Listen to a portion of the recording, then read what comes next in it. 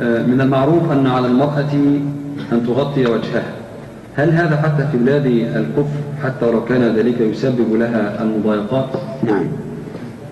نعم، بلاد الكفر وبلاد الإسلام سواء في أحكام الله عز وجل، حتى لو ضاقت بملاحظة الناس لها فعليها أن تصبر وتحتسب الأجر،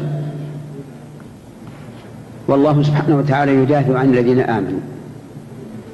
وقد بلغني عن بعض الناس أن زوجاتهم ومن معهم يغطون وجوههن ولا يتعرض لهن أحد، ولكن هذا لعله يختلف باختلاف البلاد.